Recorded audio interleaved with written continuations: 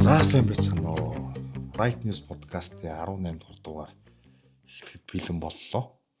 Тэг өнөөдөр бид хоёр Румынтай холбоотой, Германтай холбоотой, Унгартай холбоотой, Америктэй холбоотой гэх юм бол Европтой, Америк төвтэй холбоотой мэдээлэлд бэлтгэлээ. За эхлэе. Хамгийн ихний мэдээ нэг Румыны мэдээ. Тэг Румыны ерөнхий сайд одоо энэ парламентын олонхийнхоо одоо итгэлийн үлээхгүй огцрох шиг боллоо. Тий. Илье Болошин гэдэг ерөнхий сайд. Энэ хүн бол засаг анх байгуулахдаа л ер нь бол хэцүү ихэлсэн. 4 намын одоо эвслийн засгийн газар. Тийм учраас ер нь бол аль альнийх нь нэг юу одоо балансыг хадгалах гэх, тэнцвэрийг хадгалах гээд их зовсон юм байна. Тэгээд тэрийгэ чадсангүй сая засгаас нь социал-демократууд гарч яваад энэ хүний засаг аль бие усаар унлаа. 233 гишүүний санал хэрэгтэй байдаг. Тэрэнд нь бүр 281 гэх бүр илт тав хангалттай тоонд хүрээ тэгээд унж байгаа байхгүй. Одоо энэ дээр Румыны ерөнхийлөгч одоо Никос Урдан гэдэг энэ хүн болохоор хэлж чинь за дараагийн одоо ерөнхий сайдыг гээд юу засгаа байгуулахад нь хамтран ажилланаа. Румыны тогтолцоо нугасаа тийм юм байна. Тэгээд энэ Болошины Илье Болошины намаас угсаа ерөнхий сайд гарч ирнэ тодорхой. Гэхдээ одоо тэгээд дараагийн ерөнхий сайд ч гэсэн энэ зовлон бол ер нь байхад юм шиг байна. Яагаад гэвэл сая социал-демократуудын засгаас гардаг тийм том асуудал одоо шалтгаан гэх юм уу те асуудал энэ 4 нам нийлж хагаад төсвийн одоо алдагдлаа бол бууруулах гэж оролцсон. Тэгээд бууруулж байгаа нь гээд тэр нөгөө нэг социал-демократууд хитрхи их хүнд одоо санагдсан юм уу яадаг юм те социалистуудыг сонгодог нөхдүүдийн дэмжигчд итгэл алдраа тэгээд намынхныгаа одоо наад засаг огцруул гэдэг. За тэгээд хажуугаар нь одоо энэ Жорж Симеон гэдэг энэ Румыны одоо хамгийн консерватив үзэлтэй одоо улс төрчдийн нэг одоо энэ бараг л манлай гэх юм нүүр царай гэх юм уу энэ нөхөр улс төрийн махинац хийж байгаа дугаас унгаацсан гэж байна гэд мэдээ уншихаар өөрөө ч гэсэн энэ нөө Мария Нафал гэдэг нэг Twitter дээр сэтгүүлч байдаг шүү дээ. Байнгын ингээ нөх хүн амтантай ингээ юу хийж идэг ярилцлага хийж идэг тэгээ шинэ содон мэдээллүүдийг хөргөж идэг энэ хүнтэй ингээд энэ Жорж Симеон ярилцлага хийхдээ бол өөрийгөө бол баг баатар шахвал ирсэн билээ. Би энэ Европын холбооны энэ утас өгүүлдээнүүдийг дунгааж байна тэнцэж байна те. Ер нь бол тэгсэн энэ Жорж Симеон ингэж тэнцгээс ч аргагүй. Яагаад гэвэл 2 жилийн өмнө 24 оны одоо өвөл санагдаж байна. Энэ Румыны ерөнхийлөгчийн сонгуул болоод 2024 оны 11 сард. Тий. Ерөнхийлөгчийн сонгуул болоод энэ хэн биш нөө Карлен Жоржеско. Карлен Жоржеско. Энэ хүн эхний раундад эхний одоо шатны сонгуульд нэгээр гарч ирээд энэ одоо Жорж Симеон бол 3-аар гарсан байхгүй юу ер нь бол. Тэгээд уг нь бол 2 дахь шатны сонгуульд эхний 2 нь ордог. Гисэн боловч нөгөө Карлен Жоржеског Европын холбооны дэмжигчд одоо дэмжигч улс төрчтэй энэ сонгуулийн одоо болхио оронгуудаа нөхрийн тэр нөгөө сонгуулийг хүчингүү тооцоод дахиж шинээр 2025 сонгуул болсон. Сонгуулийн эхний шатнд ярьсан. Тэгэхээр 25 гаруй хувийн санал авсан байхгүй. Тэгсэн чинь Европын холбооноос нөлөө орсон гэж үзэж байгаа. Румыны үндсэн хуулийн цэцэн тэр эхний шатын шууд юм хүчингүү болгочих жоохгүй. Ер нь урд нь тийм тохиолдолд Европын улс төрд бол өрнөж байгаа. Тэгээ дараа нь миний ойлгож байгаагаар Жорж Симеон ч нэр дэвшсэн баг шүү. Тэгээд ерөнхийлөгчийн сонгуульд одоо энэ ямар даан бэлээ? Тэгээ энэ Никос Урдан гэдэг нөхөрт ялгагдсан тий. Тэгсэн тэгээд энэ ингэсэн 25 он дахиж ерөнхийлөгчийн сонгуул болсон. Тэгэхэд эхний шатанд нь энэ одоо Жорж Симеон ч бүр 40% санал бүр тасархаа аваад одоогийн ерөнхийлөгч нь дөнгөж нь 20 гаруй хувийн санал авдагч байлаа. Тэгээ ер нь бол 2 дахь шатны сонгуул бол за Жорж Симеон бол ер нь хамгийн өндөр магадaltaй байна.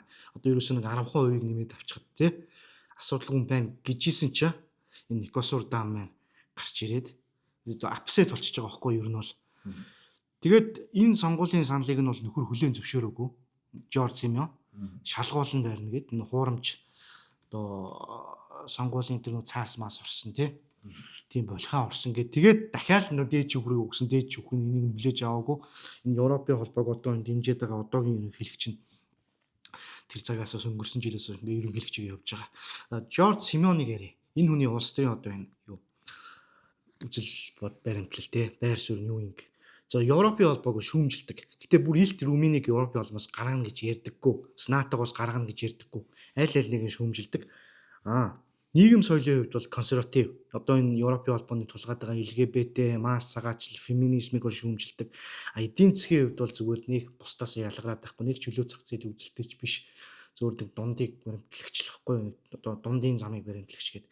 Одоо интервенционист гэх юм уу тий. Нэг сүртэй амтан биш. Гэтэ нийгэм соёлын хувьд ялтч зөрдөг, гадаад бодлого дээр зөрдөг. Одоо энэ гадаад бодлого дээр зөрж байгаа нь энэ Владимир Путиныг дэмжигч энэ төр гэдэг. Одоо эн чинь Украин орох хэрэг асуулцсан байгаа хүн шүү дээ. Ер нь шалтгаан нь бол ойлгомжтой. Украин хилцээрийн ширээний ард суух ёстой. Энэ дайныг дуусгах хэрэгтэй. Тэгээ Румын бол энэ дээр нэг тусламж үзүүлээд авах хүсэлгүй байна гэж хэлээл тэгээд одоо Украины том дайсан тооцогддог болчиход байгаа. Тэрнээс биш уг нь 22 онд бол энэ анх Орос Украин руу дайрч хахад Путиныг энэ Жорж Симеонс шүүмжилж гисэн байхгүй. Ингэж болохгүй гэдэг. Угаасаа тэр Румынд чинь нөгөө зөвлөлтийн нөлөөнөөс шалтгаалаад ер нь Орос дургу үзлэс их байдаг юм байна шүү дээ. Тэрэн дээр нь тоглох гэсэн чи харин одоо нөхцөлөд эсэргээр эргээд Европын холбоо нь илүү зөвлөлтийн одоо баг дараагийн зөвлөлт болж хувирж байгаа байхгүй энэ хүнийхээ тийм. Одоо бидний л барууны үзэл бол баримтлагчдын байр суурь шүү дээ тий. Тэгээ ингээл энэ хүн ч одоо улс төрийн юу болчихж байгаа одоо эсэргүү болчихж байгаа байхгүй Румынд. Тэгээ Румын чин онцлогтой улс. Бид нар өмнө Right News жилийн өмнө ярьж илүү тий. Right News подкастаар ярьж лээс энэ чинь НАТОгийн түвшиц маш том бааз баригдах гэдэг.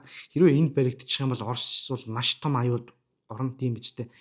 Одоо Украинтай дайтаж хахад хажууд нь Румын гээд яг ойрхон улсад НАТОгийн хамгийн том цэргийн бааз байрлана гэхээр Орос бол мэдээж хүлээн зөвшөөрөхгүйгээд тэгэд мэдээж Европын холбооны талынхан бол энийг барих хүсэл сонирхолтой. Тэгээ маш их мөнгөөр угждаг юм байна. Ер нь Европын холбооч Румын. Тэгээд нөө NGO-нууд төрийн бас байгууллагууд хэдрийг маш ихээр санхүүжүүлдэг. Иймэрхүү. Тэгээ одоо ер нь бол Европын холбоо юу, Европын холбоо биш үү гэдэг тийм хоёр байр суурь дээр л. Чи надад ярих юм бол тэр. Би наадах чи ярих гэжсэн. Чи хар далаа ирэх дээр байхгүй. Европын одоо НАТОгийн баг хамгийн том цэргийн баазыг Румын байгуулах гэдэг. Тэгээд тэр нь юу хэний эсрэг вэ гэвэл шууд Орос эсрэг гэдэг нь ойлгомжтой. Тэгээд тэр цэргийн баазыг байгуулахын эсрэг Жорж Симеон байдаг. Гэт бид нар ер нь энийг Right News-ийн те жилийн өмнө ярьжсэн баг нэг дуугаарыг баг энэ зориулж ярьжсэн шиг санагдаж байна. Тиймэрхүү юм болж байсан. Тэгээд тэр Жоржиско ч гэсэн тиймэрхүү. Тэгээд Румын ч нэг тийм юу юм байна. Одоо нэг юм хагас ерөнхийлөгчийн засаглалтаа болсон юм байна те. Одоо ерөнхийлөгч гарч ирэнгүүтээ парламентд олон хос намтай зөвшөлтсөж байгаад ерөнхий сайдыг томилдог юм. Манай хуучин баг банд гэдэг шиг юм. Тэгэгүй одоо тэр нь чи хуучин бол баг банд чи нөгөө дааган болтыг 7 удаа буцаасан гэд тэрэн дээр тэгж ажигдахтай дараа нь тэр дордуусан 7 өөрчлөлт гэдэг ороод ерөнхийлөгчийн эрх хэмжээг хүндсэн штэ. Гэтэ манай монголчин бас хагас ерөнхийлөгчийн засаглалтаа уусаж тооцогдоод идэг ч гэсэн. Тийм ер нь бол яг эний чинь бол албан бусаар л одоо ингэж тодорхойлоод улс төр судлаач тодорхойлоод байгаа болохоос ер нь хагас ерөнхийлөгчийн засаглалт энэ төр гэж яг албан одоо юу гэх тийм онол үндсэн хуулт ёсон дууг нь бол байгаагүй. Нэг бол ерөнхийлөгч, нэг бол парламент засгийн газар томилдог байсан те. За тэгээд яг хоо энэ Румын тий одоо ингээд ерөнхий сайд, ерөнхийлөгч хоёрын хооронд зөрчлүүд бол их гардаг гэж. Яг манай нэг Монгол шиг. Ялангуяа өөр намын хүмүүс одоо ингээд гараад ирэх юм бол тэгээд Румыны төрийн үйл ажиллагаа бараг саатдаг шахуу тийм л дүр зурагтай байна да. За энэ мэдээ болсон бах те. Тийм тэгээд юу яа чи. Энэ Жорж Симеоны одоо товчоор бол Аавар нам гэж байгаа. Энэ болохоор Румынчуудыг нэгдэх хөвсөл гэсэн нам. Энэ нам бол рейтингээр нэгт гараад ирсэн 37%. Энэ чинь Румын шиг ийм олон намын тогтолцоотой гэх нь хайшин. Ер нь бол бүгдээрээ л олон намын тогтолцооч парламент гэдэг шиг. Гэхдээ одоо энэ сонгуулийн системээр энэ пропорционал системээр явдаг энэ сонгуулийн тогтолцоонд 37% гэдэг бол маш өндөр тоо. Тэгээд энэ цаашлаа нэмэгдэнэ гэдэг байгаа байхгүй. 40 гарна гэж байна. Тэгэхээр ер нь 28 оны сонгуульд бол энэ Жорж Симеоны нам ялах магадлал маш өндөр. Тэгээ өөрөө засгаа байгуулаа ерөнхий сайд болох магадлал маш өндөр байгаа юм байна. Тэгээ одоо бас л тэгэл тэр чинь одоо ийм proportional системтэй газар чи олох дийлэг олгохор чаддаг олон намууд ингээд санал хуучдаг учраас дандаа эвсдэг тийм загвартай тий. Тэгээ яг хуу дараагийн мэдээг яриад эхлэх үү. Альберта гэдэг Канадын Альберта мужид салан тусгаарлагчд одоо референдум явуулаад тэгээд 300 гаруй мянган хүний одоо гарын үсэг цуглуулсан гинэ. За та ярихгүй юу? За би ярьчээ. За Канадад салан тусгаарлах хөтөлбөрийн хэмжээд одоо юу гэх юм Альберта мужид хэмжээд ер нь бол одоо ингээд аль бие усны процесс нь эхэлчлээ. Энэ бол 178 мянган хүн буюу 10% одоо тэг хүн амын 10% гарын үсэг шаардлагатай байдаг юм байна. Иймэрхүү одоо бүх нийтийн санал асуулгыг асуухад явуулахад. Тэгсэн энэ хөдөлгөөнийг одоо гол зохион байгуулж байгаа энэ байгууллага нь болохоор Stay Free Alberta гэдэг одоо Альбертаг эрх чөлөөтэй үлдээх, хിവэр нь байлгах, тэгээ хിവэр нь үлдээх гэсэн ийм нэртэй одоо хөдөлгөөн 300 мянган хүний гарын үсгийг авцсан. Одоо л ер нь бол ингээд бидний процесс аль бие усаар эхэлсэн гэж хэлж байна. Тэгэд одоо энэ байгууллагын одоо нэг том одоо удирдлагч гэх юм уу, удирдлага гэх юм уу, Мич Сильвестр гэж хүний хэлснийг та бүхэн дамжуулъя. Энэ болохоор за өнөөдөр бол Альбертагийн түүхэнд одоо түүхэн өдрөө. Тэгээ ямар ч гэсэн энэ бол бидний дараагийн алхмын хамгийн ихний алхам гэж байгаа байхгүй тий. Ямар ч гэсэн бид нар бол одоо бол 3 дугаар шатан дээрээ ирчлээ. Стенли Кап одоо юу гэх юм те. Хоккейгоор зүүрлэх юм бол нөө Канад ч хоккейн орон. Ямар ч хоккейтыг бол зүүрлээд ямар ч 3 дахь раундаа ирчлээ гэдэг юм төгсгөлийн раундаа ирцнээ хэлж байгаа. За энэ яагаад энэ салан тусгаарлах хөдөлгөөн өгнүүлэх болвоо гэд. За энэ бол зөвхөн энэ байгууллага биш. Энэ хөдөлгөөн биш. Ер нь өөр байгууллага байгаа. А шалтгаан нь бол энэ Канад бол хитрхи эдийн засгийн хувьд юу төрийн оролцоог нэмэгдүүлж байна. Энэ цагаачлал хитрээд байна. Тэгээ энэ ногоон социализм одоо энэ тэгээ ногоон бодлогч юм бол одоо хүн амьдрахын аргагүй болгоод байна. Энэ Альберта мөн чинь бас уул уурхай мөн чинь байна бас. Газрын тостой. Тий.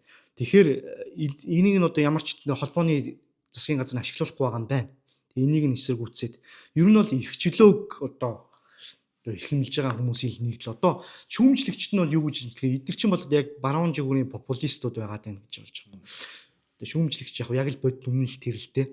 Ер нь бол миний эсрэг тэд гэдэг шиг те бидний эсрэг тэд гэдэг шиг те бид гэдэг нь болохоор ард түмэн тэд гэдэг нь энэ төрийн одоо энэ хүн сурталтнууд те энэ либералууд одоо энэ Жастин Трюдо, Марк Карни, Маркийн нөхдүүд гэхгүй юу. Тэгээ ямар ч гэсэн эдгээр бол ингээд эрхчлөөний төлөө хууч одоо нөө Америкийн үндэслэгч эцгүүдийн одоо яг л үйл хэргийг Канадад өргөжлүүлэх чинь гэж ойлгохоор тийм юм байна. Ер нь чөлөө зах зээлийг дэмждэг. Тий. Тэгэд ингэ чинь энэ асуудалд одоо маш том саад болж байгаа нэг зүйл нь энэ First Nation гэдэг одоо ер нь бол энэ Канадын одоо энэ politically correct нөхдүүд нь First Nation гэдэг ойлголтыг оруулаад ирсэн юм байна. Тэр нь юу гэсэн үг вэ гэхээр за монголоор бол ойлгомжтой хүмүүс ойлгох анхны үндэстнүүд гэх те. Гэтэ эдгээр бол зүгээр л индианууд тахгүй юу. Энэ First Nation гэдэг үгийг бол 1970-80-аад оноос хойш ашиглаж эхэлсэн юм байна. Индиан гэдэг үгийн оронд индиан гэдэг нь хитрхи тохиромжгүй байна. Доромж болчиход байна. Тэгэхээр бид нар энэ анхны үндэстэн гэдэг үгийг ашиглах хэрэгтэй гэдэг. Тэгээ яагаад энэ индиан гаралтай нөхдүүд энэ салан тусгаарлах хөдөлгөөнийг эсэргүүцэж байгаа вэ гэхээр за бидэнд энэ Канадын үндсэн хуулиараа олгогдсон. Тэгээ давуу ирэх вэ шүү дээ. Энийг одоо энэ Альбертаг салан тусгаарлах гэдэг энэ нөхдүүд үл тоох юм байна. Тэгээ бид нар бол энийг хүлээн зөвшөөрөхгүйгээд. Тэгэд нөгөө энэ хөдөлгөөнийг эсэргүүцэж байгаа төрийн албан хаагч те засгийн газрын одоо эрх мэдэлтнүүд хүртэл ер нь бол энэ шалтгаар энэ индиануудыг өдөөн төрхраад одоо энэ салан тусгаарлагчдын эсрэг явуулж байгаа юм байна. Тэг ямар ч нэг иймэрхүү. Тэгэд ингэж байна. Зөвхөн эн чинь бас нөгөө либералууд Канадад бол олох шүү дээ хүн ам ер нь бол шудрах хэлэхэд. Тийм ч учраас одоо энэ цагаачлал нь утгаа алдаад энэ итгэх хятадуудын одоо тоо бол бүр замаа алдаж ингэж байгаа байхгүй жишээлбэл. Ямар ч юм Канадыг одоо энэ Альбертад биш үү те Forever Canadian гэдэг байна. Үрд Канад гэдэг одоо хөдөлгөөн бас гарын үсэг цуглуулад 450 мянган гарын үсэг цуглуулсан гэж байгаа байхгүй. Нөгөө манай салган цуглуулах нөхцөл чинь 300 мянган гоод байдаг. Үлдэх гээд нөхцөлд нь 400 мянган гоод байдаг. Тэгээ ямар ч үсэн гэхдээ энэ процесс бол эхэлсэн нь бол гоё. Гэхдээ бол Альберта бол яг бодит байдал дээр одоо ойрын хугацаанд бол салан тусгаалж чадахгүй юм байна. Нэгдүгээрт тоон ч хүрэхгүй юм байна. Тэгээд ер нь бол энэ First Nation тэгээ индиануудтай хүртэл ингээ асуудалтай байгаа болохоор бас хууль шүүхийн асуудал дээр ч гэсэн ер нь бол боломж бол бага байгаа юм байна гэж ойлгосон. Тийм дээр Канад чинь ер нь бол федерал улс шүү дээ. Холбооны улстай нэг 10 гаруй мужтай тэгээ 3 территори гэсэн ийм одоо юу гэдэг засаг захиргааны нэгжүүдээс бүрддэг юм байна. Тэгээ нэг 41 сая хүнтэй. Альберта чинь том мужиж байгаа. Хүн амынхан тоогоор 5 6-аад орчлоо. Үгүй газар нутгийн хэмжээгээр 5 6 хүн амын тоогоор нийллийн дээгүүр 2 3 орчлоо. 4 сая 900 мянга бараг 5 сая хүнтэй. Тэгээд яг ер нь энэ Канадад 2 мууж байнга ингэж юу яадаг. Тусгаар тогтнох гэж оролддог. Нэг нь Quebec гэдэг штэ. Quebec тий Францууд тий. Одоо нөгөө эн чинь анх Канад чинь New France гэдэг нэртэй байсан. Шинэ Франц гэх юм уу тий. Тэгээ 1500-аад оны үед Францчууд төрж ирээд анх колоничлжсэн. Тэгээ 1700-аад одоо 18 дугаар зууны 2 дугаар хагаст британчуудад шилжүүлж өгсөн гэдэг. Тэд нар чи одоо хүртэл тийм Франц маягийн хүмүүс нь байдаг. Одоо Селин Дион байна тий. Селин Дион гэдэг чи Франц нэр байгаа ч гэдэг. Францаар ирдэг.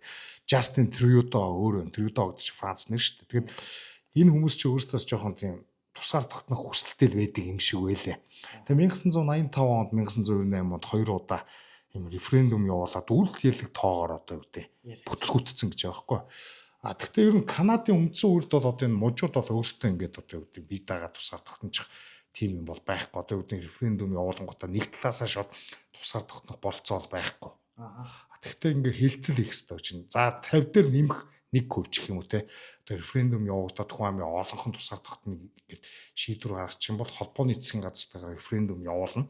Тэгээ тодорхой хэмжээний үндсэн хуультай өөрчлөлт оруулж тусгаар тогтно. Тэгэхээр яг одоогийн чиний яриад байгаа над Альбертагийн нөхдөд чинь бол зүгээр энэ асуудлаа ихлүүлж байгаа болохоос олон жилийн тэмцэл явагдана гэдгийг бол ойлгоцсон байгаа шүү дээ. Тэгээд одоо ер нь яг одоо ингээд хүн амын 50% ч бай те. 50 дээр нэмэх 1% санал өгсөн байсан ч гэсэн бол ер нь бол тусаар тогтнох болцоо байхгүй. Гэтэ яг одоо Канадыг миний ойлгож байгаа Альберта гэдэг нь Америкийн Техас гэдэг шиг тиймэрхүү мууж юм шиг одоо консерватив өдөө аж ахуйд тулгуурсан газрын тусдаа тэгээ илүү нэг юм wild west гэдэг шиг амьдралтай гэх юм те. Тийм урбан соёлгүй. Тийм урбан соёлгүй нэг олон жижигхэн таавнууд гэдэг. Ер нь тийм газруудад ч консерватизм илүү хадгалагдаад том хотуудад ер нь байхгүй болж байгаа шүү дээ. Оттава гэдэг ч ер нь тиймэрхүү тийм өстэй. Тэгээд энэ ингэж байна. Ер нь бол сая хасрах хэллээ үндсэн хуульд нь байхгүй. Гэтэ энэ local government гэж байгаа байхгүй. Энэ Альберта мужийн засаг захиргааны хэрвээ ингээд та нар ингээд тоондоо хүрчих юм бол бид нар угаасаа нэг ингээд юу яана санал асуулга явуулнаа. Тэгээд эн чинь хэрвээ одоо энэ тоондоо хүрсэн гэд ингээд тооцчих юм бол одоо энэ гарын үсгийг нь яг ингээд нэг бүчнээ шалгаад аудит ороод тооцчих юм бол 10 сарын 19 гэсэн тийм огноо заагаад өгсөн байлээ. Тийм тэгэхээр одоо энэ үйл ажиллагаа бол ямар ч сан албан ёсоор хилцэн байгаа. Гэхдээ хувь шүүхийн процесс явна. Гэхдээ зүүнтүүд нь бол эсрэг хүчрэх байх гэж бодож байна. Одоо либералууд. Одоо энэ чинь гэдэг шүү дээ. Одоо энэ зүүнний либералууд ч одоо хүн болгоныг эрхчлөөтэйгээл салан цуцгаарлах эрхчлөөтэйгээл одоо энэ Луганск гээл те одоо энэ Оросоос одоо энэ Украинаас салан цуцгаарлах гэдэг хоёр Донбасс биш те тэр чинь бол эсэргүүцээд байгаа шүү дээ те тэр чинь Орос учраас эсэргүүцэж байгаа. Одоо жишээлбэл энэ Косово байна. Тийм Сербээс салан цуцгаарлыг гэж яхад энэ одоо өрөндийнхэн бол айгүй дэмжиж исэн баг те Косовог. Тэгэхэд яг энэ одоо энэ Америкч гэдэг юм уу, Канадч гэдэг юм уу, яг өөрсдөөс нь ингээд салан тусгаарлыг гэхээр айгүй эсэргүүцдэг. Шууд энийг бол өстой хамгийн байж уушгүй уралт гэж үздэг. Бусад улсуудаас харин салан тусгаарлах юм бол эн чинь бол хүний эрх ингээд болоо явчихдаг юм хоёр нүртэй. Тийм байгаад байгаа. Тэгээ энийг бас хүмүүс ярьж илээ. Та нар одоо ингээд эрхчлөө мөлөө энэ төр гэж ярьчаад тэгээд салан тусгаарлах эрхийг өгөлдөө. Наад хүмүүс чинь л өөрсдийнхөө одоо зарчмаараа дураараа амьдрах хэрэгтэй шүү дээ гэдэг. Тэгэхгүй бол одоо энэ либералуудын хоёр нүр чинь бас айгүй хэцүү. Гэхдээ наад чинь бол зүгээр үдэн судлалын шинжтэй геополитикийн хувьд одоо гэдэг Косово эдрийг одоо тэр Сербиэс салах нь Америкт ашигтай байсан болохоос ш Америкчууд secession эдэр дэмждэг тийм бүр ультра либертар эдэр бол биш штэ. Төв засгийн газар дэмждэг. Америкийн тэр иргэний дай ингээд байгаа чинь салан тусгаарлах хөдөлгөөнийг дарсан болохоос ш боолчлыг одоо үгүй гэсэн хөдөлгөөн байгаагүй. Линкольн чинь холбооны засгийн газраа одоо төлөөлөөд одоо юнион гэж байгаа тийм төлөөлөөд нөгөөх нь хин гэдэг үлээ. Тэгэхгүй биш нөгөө Jefferson Davis лөө. Jefferson Davis гэдэг нөгөө Confederation-ийн анхны ерөнхийлөгч. Тэр чинь өөрсдөө одоо тухайн үеийн чинь хоёр юм өмнөд умардаар хуваагдсан. Өмнөд нь хөдөө аж ахуйд тулгуурсан мужууд. Умард нь болохоор аж үйлдвэрчсэн мужууд. Тэгээ аж үйлдвэрчсэн мужууд нь өмнөддөө дандаа илүү одоо эдийн засгийн хувьд сад тэг бас тийм шийдвэрүүдийг холбооны засгийн газруудыг тийм жишээлбэл одоо лобби гэж хийлгээд байсан. Тэгээд тэрэнд нь дургуутч өмнөд чинь Америкийн нэгдсэн улсын үндсэн хууль тухайн үед заагдсан эрх гэж байгаа байхгүй юу? Тайлбар нь одоо өөрчлөгдсөн болохоос юунаас гарах эрх байгаа хэрвээ холбооны засгийн газар эрхэнд нь халдах юм бол стейтүүд юунаас гарч болно гэд. Тэгээд тэд нар ч өөрсдөө конфедерашн байгуулад төв засгийн газрын эрх мэдэл нь илүү бага тийм одоо нэг шинэ Америкийн нэгдсэн улс шиг юм бүтц байгуулах гэж оролцсон чинь нөгөө умардтайгаа холбооны засгийн газар эдгэр чинь цэрэг зэвсэг хөдлөө дарцсан тий. Тэгээ энийг иргэний дай энтер гэж яриад байдаг ч гэсэн яг жинхэнэ одоо юу гэдэг ревизионист түүхчд одоо сүлүүд яг ингээд жинхэнэ фактуудыг гаргаж ирээд ингээ ярих юм бол муж ус хоорондын дайн байсан гэж тэгж үздэг. Тэгэхээр Линкольныг нөгөө боолыг чөлөөлөх гэж дай хийсэн гэдэг чинь худлаа байсан. Энэ чинь нөгөө төв засгийн газраа өргөж төв засгийн газрын эрх мэдлийг муж усуудад илүү их одоо юу гэдэг нь хадгалж үрдээ. Дээрэс нь одоо муж улсуудын эрх мэдлийг өггүйсэн гэх юм уу? Бие даасан байдлыг өггүйж Америкийн төрийн эрх мэдлийн төвлөрлийг нэмэгдүүлсэн хамгийн анхны прогрессив ерөнхийлөгч гэж жишээлбэл Америкийн либертарууд үздэг. Тэгээ тэр нь ч үнэн баг. Тэгээ тэр Линкольны өөрхөн бичсэн захидал нь үүдээ. Би энэ юнион буюу энэ холбоогтой хадгалж үрдэхийн тулд одоо ерөөс нөгөө мужгаа улсуудын хоорондын холбооны засгийн газрыг хүчтэй эвэрн байлгахын тулд дайн заавал энэ тэр дайны үр дүнд боолчлол чөлөөлөгднө үү байна уу тэр надад багт хамаагүй гэсэн захидал нь байдаг. Тэр бол аль хэзээний ил болсон баримт. Тэгсэн ч гэсэн одоо энэ нэг либералч гэдэг юм уу энэ Америкийн суртал ухуулгатай юу гэдэг Холливуудын кинонуудаар ч илүү Линкольн зүгээр боолчлын эсрэг тэмцэж байсан мэтэр дүрсэлдэг. Тэр бол худлаа шүү. Тийм яг тэр захианд байдаг хүмүүс тэгээд өөрсдөө гуглдэх юм бол угаасаа гараад ирнэ. Тэгээд ингээ сая либертаруу шүүмжилдэг гэж хэллээ. За энийг хэлчихэд тэгээд яг энэ мэдээгээ дуусгая.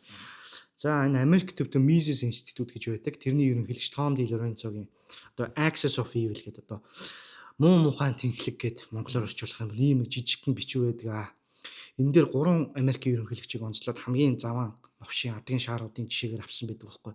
Тэрний хамгийн нэгдүгээрт нь энэ Абрахам Линкольн тий Линкольн байдаг. Хоёрдугаарт одоо Рузвельт, гуравдугаарт хин юу хоёрдугаарт нь хин штэ 1912 оны ерөнхийлөгч.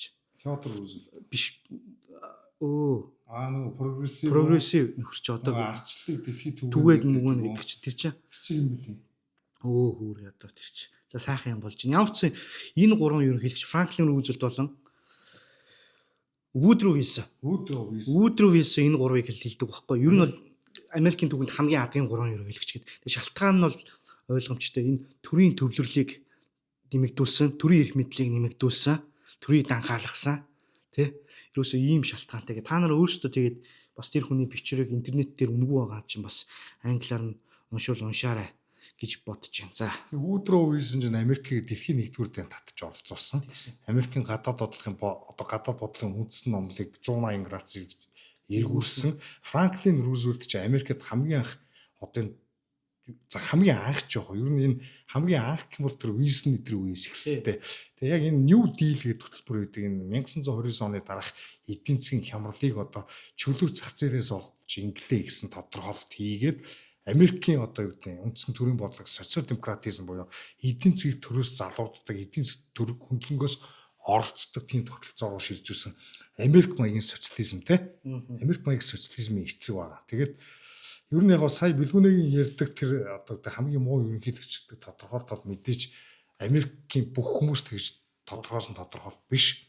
Ер нь хамгийн агуу ерөнхийлөгч тэр Рузвельтийг 4 удаа сонгогдсон тэр гэж ярьдаг тодорхойлдог хүмүүс ч байгаа. Либералууд бол тэгж тодорхойлдог. Бидний ярьсан одоо юу гэдэг үндсэг бол либертар үндсгээс хамгийн өөдгөө ерөнхийлөгчд буюу нөгөө Америкийн яг үндсэн хуульчинтэй одоо нэг хуучны үндэслэгч эцгүүдийнх нь үзэл баримтлалаар нь авч үзэх юм бол үндэслэгч эцгүүдийн үзэл баримтлалыг уландаа гიშгсэн ерөнхийлөгчдөг утгаар нь саяын 3 хүнийг хэлсэн шүү. Либертаруудын тодорхойлох юм те. Тийм. За дараагийн мэдээ жижигхэн энийг бол айгүй товч явчихна. За энэ одоо 5 дугаар сарын 9-нд нөө Ялтын баяр болно. Оросд одоо Москва цэргийн одоо парад жагсаал явна. Тэгэхдээ одоо энэ дайнд хийж байгаа Орос Украин хоёр гал зогсоох хилцээр явуулах уу? Тэг гал зогсоож чадах уу гэдэг асуудал энэ дээр тавигдчихэд хэрвээ одоо Украин яг энэ үеэр Орос руу дайрах юм бол Оросын нутаг руу цөмөрч ороод тэр Пуужин илгээх тэр дронтох юм бол та нарын тэр нөгөө юу гэж хариу цохилт нь бол бүр аимшигтай байх болно шүү гэдгийг бол Владимир Путин бол юу яасан? Сануулсан. Нөгөө талаас Зеленский та нар өөрсдөө тэгвэл бидрийг одоо бити товтлоо доо л та. та нарын довтлогооныг чинь бид нар зүгээр яг хариу, яг илүү ижилхэн яг пропорционал байдлаар өгж байгаа шүү дээ гэхэд. Нэг иймэрхүү. Тэгээд одоо хүртэл ер нь бол юу болоод байгаа. Энэ хилцээр явж явах үед биеийн лүгөө хоёр талаасаа довтлоод байгаа байхгүй юу? Газар нутаг руу ороод тий. Одоо жишээлбэл энэ Чуваш Republic гэж байдаг. Тэнд сая Украинчууд дрон дунгуудаа 32 хүнийг одоо гимтээсэн ч байдаг юм уу тий. Энэ бол ганцхан жишээ. Тэгээ ямар ч гэсэн одоо энэ ингэж байна. 5 дугаар сарын 9-ний энэ юунд параданд бол тийм том зэвсэг хэрэгсэл бол одоо ашиглахдаггүй. Үзүүлэн байдлаар одоо чигсаал оролцохгүй гэдэг ойлгомжтой байлгүй тэр чи одоо хамаг тэр зэвсэг хэрэгслээ фронт дээр ашиглаж байгаа. Тэгээд нөгөөх нь болохоор 5 сарын 9 хүртэл Москвагийн иргэдийн интернетийг утасны интернетийг нь бол хаана гэж байгаа. Яг бүтэн интернет биш утасны интернет нэгээд энэ ч гэсэн бол яг Москвагийн иргэдээс бол бас шүүмжлэл хүлээж гинэ. Нэг иймэрхүү. За Тийм би энэ дэр нэг юм нэмээд хэлчихье. Энд чинь энэ хоёр чинь байн ингээд өнгөрсөн жил бас Алтын баяр болоход энэ чинь Путин 3 хоногийн гал зогсоё гэж санал гаргаад тэгээд энэ Зеленский бас 30 хоног гал зогсоё гэд тэгэхэд эдгээр чинь тодорхой хугацаанд бас нэг юм хоорондоо гал зогсоос тийм кэлцэл төрсэн юм шиг. Тэгсний хоорондоо дахиад байлдаад Сумид жишээлбэл Оросын хайранд бөмбөгдсөн гэд Украинчууд хэлийн бүсгэж чам Курск, Белгород гэдэг хотууд халдлага хийсэн гэд. Тэг ингээ харилцсан бие биенийгээ амар олон мянган халдлага хийжлээ гэсэн байдлаар буруутгасан байхгүй. Тэгээ яг үг хэн нь үний хэлээд байгааг бид нар мэдгүй шүү дээ. Тэнд одоо байгаад байгаа ш. Ямар ч гэсэн эдгэрийн дээр гал зогсооно энэ гэдэг байгаа нь PR-ын одоо юу гэдэг шинжтэйгээр нэг нь нөгөө талаа буруутгах тийм юм болоод байгаа. Ер нь гал зогсооно гэдэг асуудал нь өнгөрсөн жилийн ялтын баяраар хүртэл хэрэгжихгүй ингээд бие биенийгээ буруутгачихсан юм болж ирсэн. Аа. За дараагийн мэдээ нэг Израиль одоо нэг христийн гэлэмаг нэг Израиль нөхөр жууд нөхөр те нэг зодсон хэргийг та ярих уу би ярих уу одоо. За би коммент хийцээ. Би наадах гэж байгаа. Одоо би одоо ингэхээр бас хэцүү биш үү. Зүгээрээ Юун зүгээрээ. За. олон мэдээ байхгүй. Үгүй тэр чинь олон мэдээ байгаа гэхгүй. За.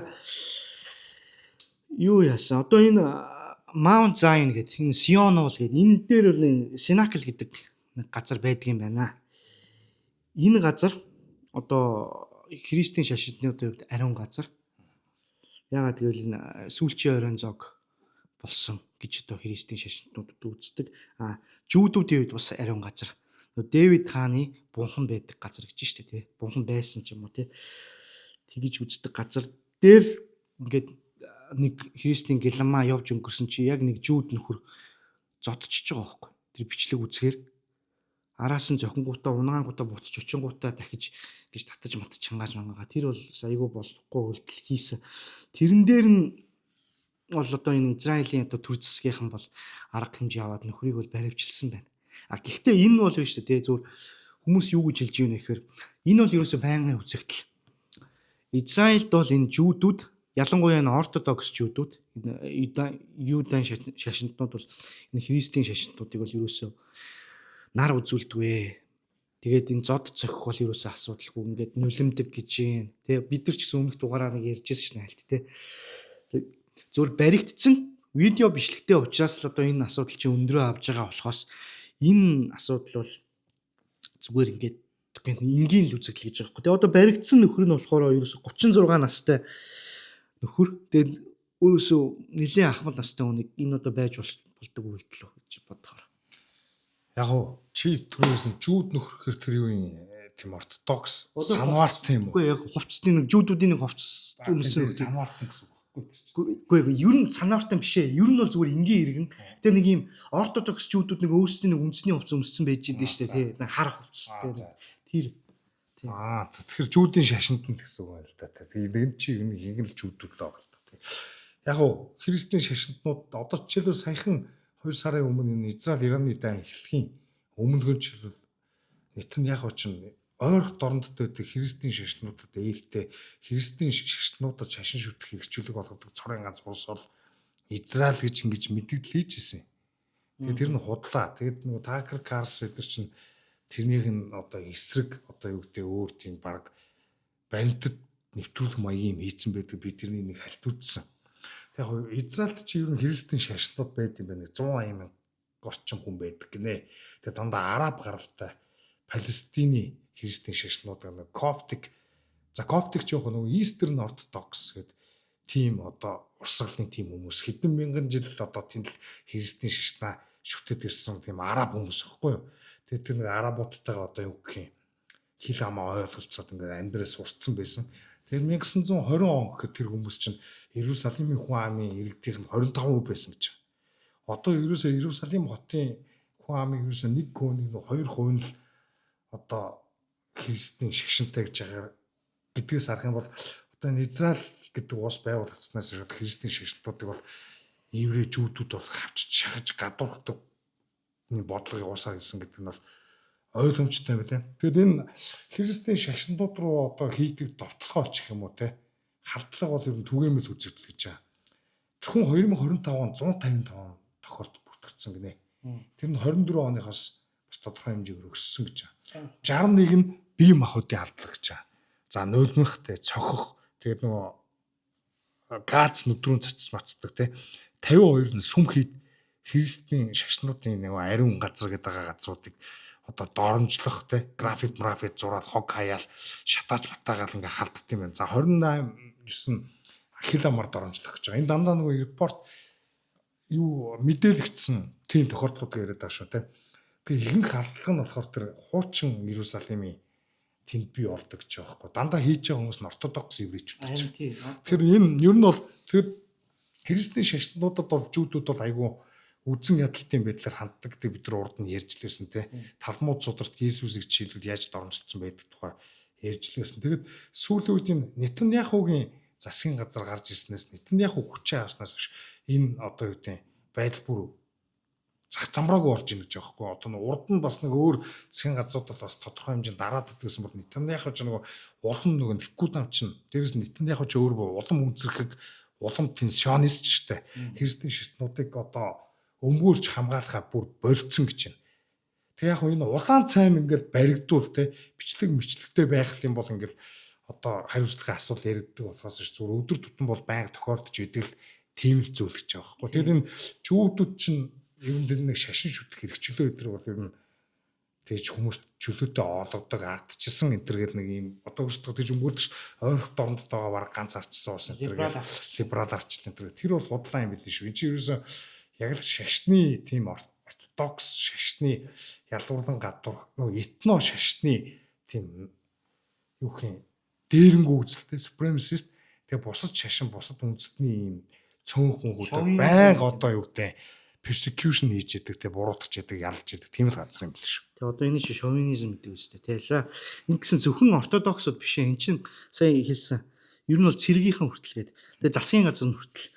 Сая өнгөрсөн 3 дугаар сард энэ юу Иерусалимын энэ шашны христийн шашны тэргүүнийг уншилгаа хийхэд нь Palm Sunday гэдэг одоо христийн шашны бас нэг тэмдэглэл өдөр юм байна. Уншилгаа хийх гэхэд нь сүмрүү нь оруулаагүй гээд энэ нь бас айгүй том асуудал дэгдэж ирсэн. Тэгээ эн чинь хэдэн зуун жилд анхны удаага ийм тохиолдол боллоо гээд.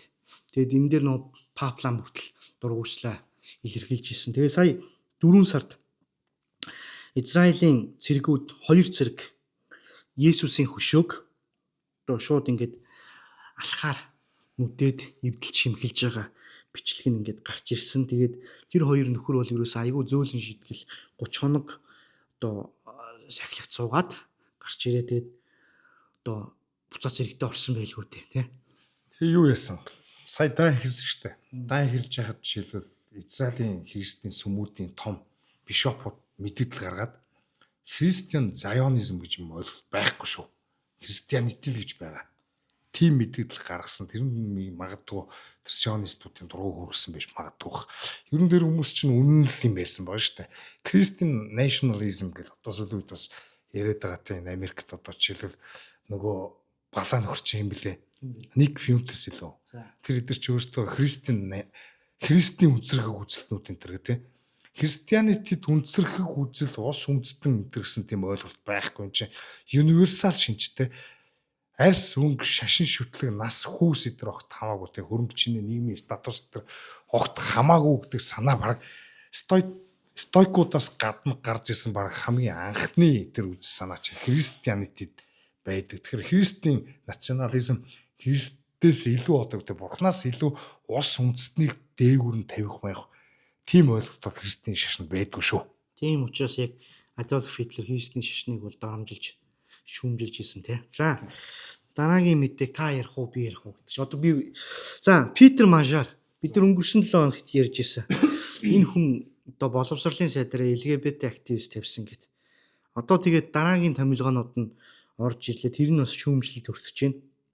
За нэг нь Анита Орбан гэдэг. За Орбан гэхэр хүмүүс нөгөө Виктор Орбантай хамаатан холбоотой байдаг гэж бодож магадгүй тийм биш. Энэ хүний тэр яг үндсэн өөрийнх нь одоо эцэг гэхээс за яасан тэр овг нь бол Орбан ч биш, энэ хуучин нөхрийнх нь овг шүү. Тийм. Тэгээ энэ авгаа одоо энэ гадаад хэргийн сайд болон юугаар дид ерөнхий сайд одоо монголоор бол шадар сайд. Тийм. Монголоор бол ингээ шадар сайд болно. За шалтгаан нь бол тодорхой юм. Энэ хүн бол яг Европын холбоог айгүй айхтар дэмждэг гинэ. Урд нь бол энэ Фидеш гэдэг намд бол байсан. Гэхдээ нэг айхтар сүртэй алтан тушаал бол авч чадаагүй яа. Тэгвэл Европын холбоог бол ингээд намд дотор бол яриа гайгүй дэмждэг байсан. Тэгээд тэрнээсээ болоод жоохон хойно үлдчихдэг байсан гэж байна. Тэгээд одоо болохоор ингээд энэ Мажарын алтанд нь одоо ялтаас нь болоод ингээд гадаад зэргийн сайд болоод томроо явж байгаа юм байна. Тийм дараагийн одоо хамгийн том юу нь скандал нь за нөө Питер Мажар ч энэ коррупцийн авилга тий улгай одоо энэ өөрсдийнхөө одоо юу гэх юм ойр дотныхныгоо алтан тушаал тавьдаг энэ кронизмыг эсэргүүцдэг гэдэг тэрүүгээрээ кампанид ажил хийгээд ялсан. Тэгсэн одоо болохоор энэ хүн чинь хууль зүйн сайд гэдэг. Энэ бол ерөөсөө хамгийн үндсэн яамнуудын нэг. Энэ хууль зүйн яамны сайдаар өөрийнхөө хүргэн Мартин Барна Милетэ гэдэг хүнийг тавьчихж байгаа. Тэгээ одоо шүүмжлэгчд нь одоо амийг нь асуусан шүү дээ. Та нар чи ч одоо яагаад ингэж хүргэнээ тавьчихж байгаа хууль зүйн сайдаар гэсэн чинь та нарт юу нэг ямар хамаатай. Би яг чаддаг хүнийг нь тавьж байна. Ер нь бол эндээ гимшихгүй байна. Бүр өнөө дамбл даун гэдэг шиг англиар дамбл даун гэдэг шиг бүр болон одоо юу гэх юм. Энэ одоо өөрийнхөө томилхойг дэмжиж байна. Тэгээ энэ Мажар бол ерөөсөө ичгнүүргүй байна л да. Тийм. Орбаны засгийн газар чи 14 ямтай байсан юм байна. Тийм. Урд нь болохоор 12-9 гэхдээ бас энэ чинь том штэ. Том дангарал гэсэн үг шүү дээ. Мажар чинь мэржлийн засгийн газар нэрээр 16 ямтай болгож байна. Тийм томилгоонууд нь болохоор Фидешийн голөгдлоод явж гин гэж байгаа байхгүй тийм. Тийм 16 ямтай болгосон. Тэгээ нэгэн дээр нь болохоор эн чинь бүр инээдтэй зүгээр нэг спорт хувцас зардаг нэг нөхрийг юуны сайд болгоцсон бэ? Дотоод иргэн сайд болгоцсон байгаа байхгүй. Хүмүүстэй гайхаж байгаа. Наа ч одоо үнэхээр сайд дарга болох гээд байгаа бол чи наадхан яд чи спортын сайд болголтоо гэсэн чинь дотоод иргэн сайд болгочдөг. Спортын барааны дэлгүүрийн хуучин менежер Габор Пошвай. Харин тийм. Тэр нөхрийг тавьчихсан. Тэгээд тавьчихсан ч яах вэ? Ингээ нэр дэвшүүлж байгаа. Тэгээ одоо энэ Мажар шууд ихний шүүмжүүдээ ингээл аваал явж байна. Гадаад иргэн сайдаараа тэр нэг хүүхнийг томилж ийн гэдэг чинь тэгэл Европын холбоог дагнаа л гэсэн үг шүү дээ. Тэгээ бид нар чи өмнөх нэвтрүүлгээрээ тэр Жуди Ланерт тэгээд одоо LGBT активистийг одоо боловсролын яамны сайдаар томилчлоо гэдээ ярьж ирсэн. Тэгээд энэ удаа ер нь томилгоонууд нь ил болоод тэр нь Унгарт нэлийн шүүмжлэлт агуулчлаа юм байна тий. За тий. За дараагийн юу? За Виктор Орбан бол дотоод улс төрөөс бол гарцсан гэж өөрийгөө бол юм парламентын гишүүн байхаа ч үйлсэн гэд. Гэхдээ одоо би бол бодож байна. Энэ хүн бол улс төрөөс явахгүй. Тэг яг ингээд 4 жилийн хугацаанд нь энэ нөхдүүдээр засаглуулад ер нь яаж болдоггүй гэдгийг нь Унгарын ард түмэнд ер нь яс маханд нь тултлан мэдрүүлээд тий. Тэгээд 4 жилийн дараа эргэж ирэх байхаа гэж бодож байна. Америкийн консервативууд ч гэсэн Орбаны хугацаа дуусаагүй Орбан улс төрөөс яваагүй энэ гэдэг тийм юмнууд бичээд ийлээ. Тий одоо тэгээд эртхэн бараг ингээд нэг мөсөн нөхдүүд 3-2-ыг бараг эзэлж байгаа шүү дээ. Тэгээ одоо энэ Питер Мажарынхан ч тийм Тиза намынхан тий. Одоо тэгээд нэг 4 жил яг өөрсдийнхөө нь явуулаад үз. Тэгээ угаасаа бүх юм сайхан шалд ордно. Тэгээд Орбан эргэж ирэх байхаа л гэж бодож байна. За дараагийн мэдээ энэ Америкийн үндэсний өр эдийн засгаад авцсан тухай мэдээ тий. За Америк бол данхар дүрийн одоо зарчмыг одоо хэрэгжүүлж байгаа нэг одоо баталгаар гэх юм уу тийм үйл явдал одоо болж өнгөрсөн байна. Америкийн одоо энэ үндэсний өр гэж байгаа англиар national debt гэдэг. Энэ дотоодын нийт бүтээгдэхүүнээсээ даваад гарчжээ. Энэ үндэсний үр гэдэг нь болохоор за монголоор ойлгох юм бол зөвхөн засгийн газрын үр. Төрийн үр гэсэн үг. Одоо 31 100-ны 27 гэж байгаа. Энэ өр нь тэгсэн үндэсний дотоодын нийт бүтээгдэхүүн болохоор 31 100-ны 22 гэдэг. За ингэж давж гарсан 1946 оноос хойш хамгийн анхны хамгийн одоо их одоо ratio харьцаа гэж байгаа байхгүй. 1946 онд 106% байсан гэж энэ харьцаа. Тэгээ тэр үеийг бол ойлгож болно ш. Тэр үед чинь бол Америк бүхэл бүтэн 4-5 жил дайн хийцэн. Тэгээ бүх зүйлээ дайнд зориулдаг. Дайны эдийн засаг гэж нэрлэж болохоор үе байсан. Харин одоо энэ 21-р зууны үед либерал ардчилсан гэдэг. Тэ улс болгонд өөрсдийнхөө үнд зүйлийг ингээд цорын ганц мэтээр сургамжилдаг, түгээдэг, тэ номлодог. Тэгээд энээс нь гажих юм бол дарамтлагдаг, хацрын юм алгадаад авдаг. Энэ үед Америкийнхан одоо ингээд дангар дүрийг байгуулж байгаагаа одоо энэ үйл явдлаар харуулж ийна л гэж ойлгож байна. Тийм яг хоо манайхан би нэг тайлбар хийчих. Үндэсний үр гэхэр гадаадын засгийн газруудад зээл авцсан гэж бодоод байдаг. Манай Монгол улсын засгийн газрын өргөнгөт ч одоо Японы хөнгөрттэй тусна зээл мэлгээр ирээд идэг. Тэр шиг бодож байгаа. Америк бол яг засгийн газар хоорондоо одоо засгийн газруудаас зээл авдаг. Treasury bond гэж сангийн яамд бонд гаргадаг. Тэр бондо хөрөнгөний зах зээл дээр арилж авдаг. Тэрний нь одоо жишээлбэл Японы ч юм уу Хятадын ч юм уу засгийн газрын нь бас худалдаад авцсан байдаг. Тийм юмнууд бол байгаа. Тэрнийг бол за нэг 9 их 80 гаруй ам долларын гадаад өр байна гэж тэрнийг бол тооцчихлаа. Тэгэд яг их одоо юу гэх юм тэр бондыг бол худалдаж авдаг нь холбооны нөөцийн систем байдаг. Өөрөөр төв банк нь одоо засгийн газрын бонд гаргангууд төв банк нь тэрнийг худалдаж авч байгаа нэрээр мөнгө хэвлээд инфляц бий болгодог. Америкийн өр нэмэгдэж ийн гэдэг бол инфляц нь нэмэгдэж ийн. Өөрөөр засгийн газар нь одоо мөнгө хэвлээд иргэдийнхэн одоо юу гэх юм халаасыг суурж өгнө гэсэн. Энэ одоо яг тэр засгийн газрын холбооны нөөцийн системийн худалдаж авж байгаа бонд бол ер нь бол одоо иргэн төлөгддөггүй. Яг бол энэ чинь мөнгөний ханш нь уналтаар ингээд явчихж байгаа учраас худлааны хүү тооцож авлаа маалаа гэж ярьдаг гэсэн тэр нь бол яг үндэ өөрийг төлөөд байгаа хэрэг биш. За тэгээд дээрэс нь бас бондуудыг одоо ингээд хувийн корпорацууд ч юм уу хувь хүмүүс ингээд худалдаж авлаа гэж бодоход Америкийн засгийн газар энийг ч одоо дахин бонд гаргах байдлаар төлчдөг байхгүй бондын хүү. Тэгээ одоо яг өдөө юу гэдэг 2025 5 6 оны үеэр зөвхөн хүүний төлбөрт нь нэг их 80 ам доллар өгдөг гэж. 2036 он буюу 10 жилийн дараа 2 их 80-д хүрнэ гэсэн тийм тооцоо гараад ирсэн байна. Тэгэд энэ бол ерөөсөө инфляцил бий болгодог, төрийг томруулдаг, далд татварыг хэлээд байгаа. Хизээч иргэн төлөгдөхгүй. Яг одоо үндсэн эдийн засгийн утгаараа зээл аваад буцаага төлж байгаа гэсэн үг биш. Тийм учраас ингээд хүмүүсээ тэгээ нэг одоо жишээлбэл нэг аян нэрийн шүтгөөсөн төв банкны Алан Гринспон жишээлбэл Америк эзэж давхарахгүй ягаад гэвэл бид нар мөнгө хэвлэж чаддаг энэ гэж ярьцгүй. Тэгээ энэнийх нь хүч нь юунд байдаг бол петродоллар гэдэгтэй байгаа.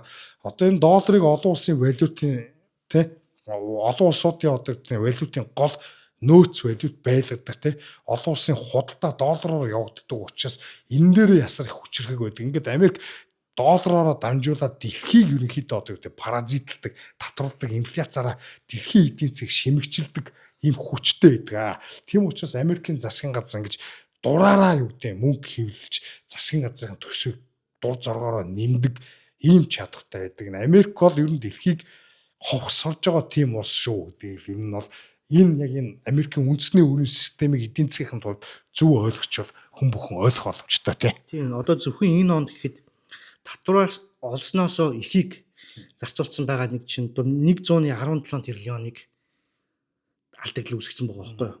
Тэгээ одоо энэ 2 триллион руу төхөн гэж байгаа энэ он дуусгаад чи 2 триллионы алдагдал гэсэн үг чинь ер нь бол тэгээд ингэ чинь энэ үндэсний өр болон дотоодын бүтээгдэхүүний харьцаа нь 2036 онд 120%, 2056 онд 175% хүрнэ гэсэн тооцоол байгаа юм байна. Энэ нь болохоор зүгээр хий хоосон тооцоол нэг жижигхэн газар мазрын хийсэн тооцоол биш.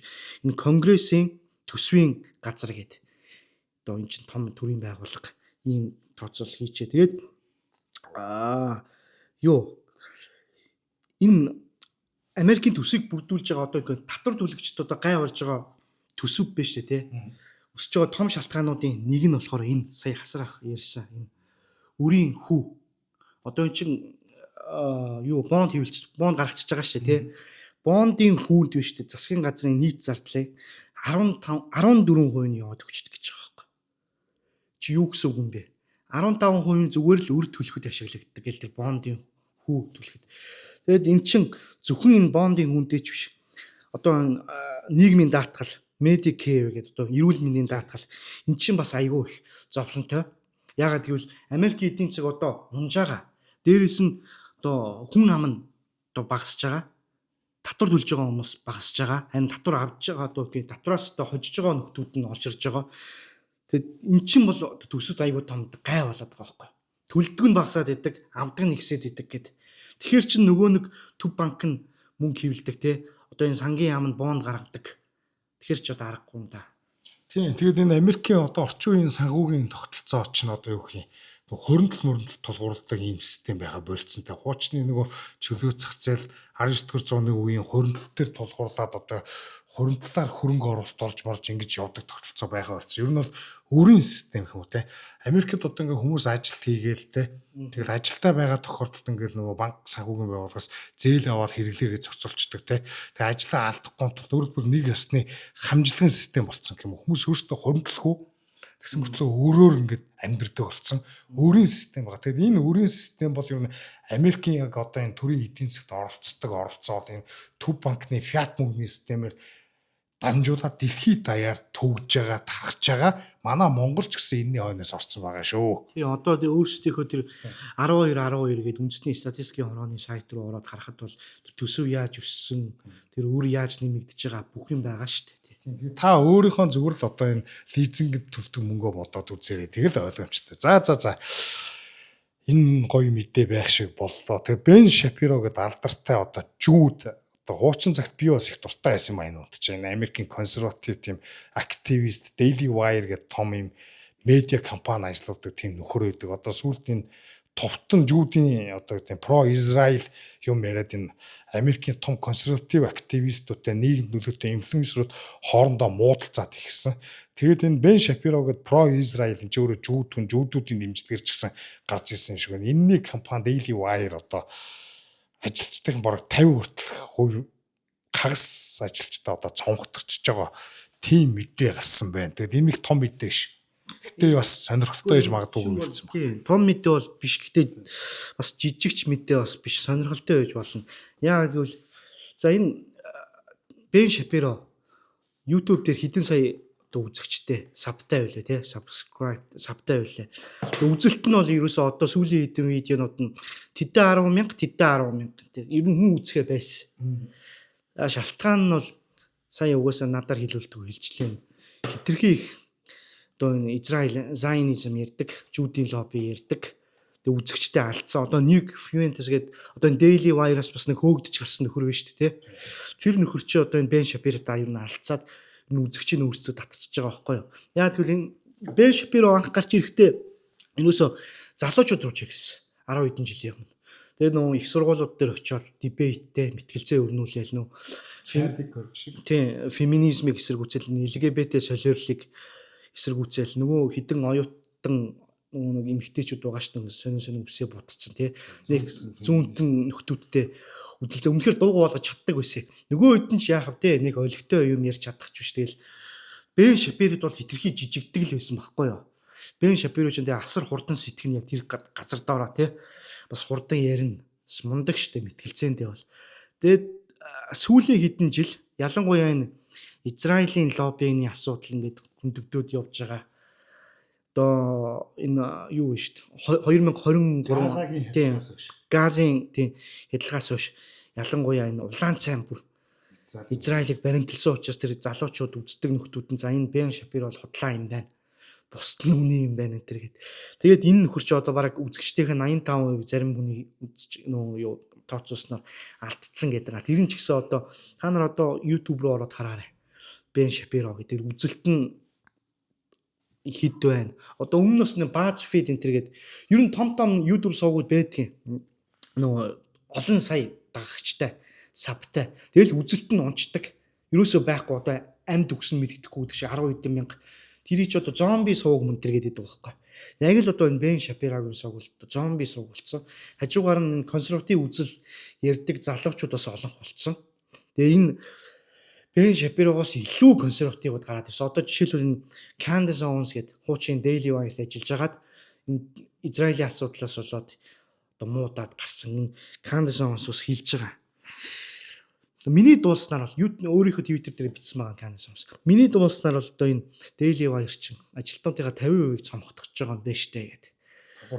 Тий, дампуурж байгаа л л. Тэгсэн Brent Share гэдэг Daily Wire-ийн одоо ерөнхий редактор нь бол Candace Owens хэлсэн байна. За наа чин бол 50% бол биш ээ. 50% бол чин хитрхий тийм өсгсөн тоо. Гэтэ бид нар бол юу яа?